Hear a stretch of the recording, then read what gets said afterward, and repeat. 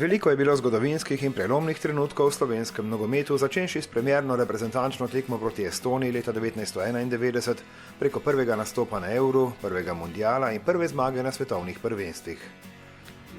V ta mozaik je Nogometna zveza Slovenije dodala še en droben, toda pomemben kamenček. Prvi trening v nastajajočem nacionalnem nogometnem centru na Brdu. Z njim je selektor Katanec začel sklepne priprave na zadnji kvalifikacijski tekmi proti Litvi in San Marinu. Cilj je 6 točk, realno 3. mesto v skupini in dodatne kvalifikacije. Ugoden razplet rezultatov še vedno pelje tudi neposredno v Francijo. Igralci poudarjajo, korak za korakom. Nobeno reprezentanco mi ne moremo podcenjevati, niti ne smemo podcenjevati. Nobena reprezentanca ni že reagirana.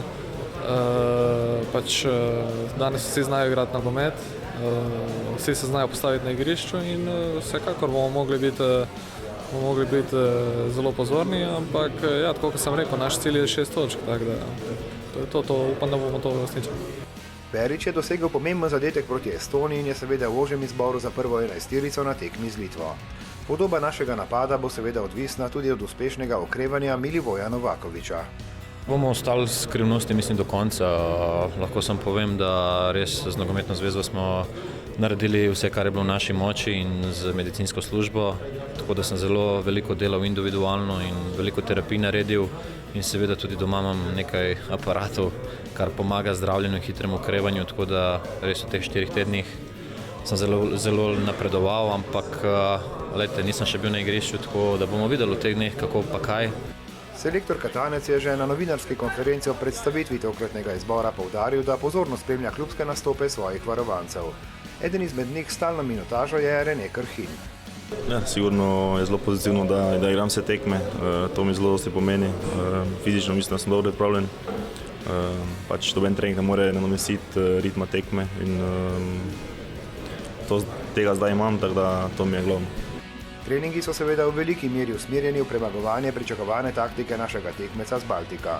Slovenija bo morala vztrajati v napadu, gostje bodo verjetno stavili predvsem na protinapade. Ja, vemo, da Litva igra zelo obrambno, tako da sigurno nas bojo čakali, ne bojo nas napadali, tako da mi bomo probali, se bomo potruditi, da jih čim bolj napademo.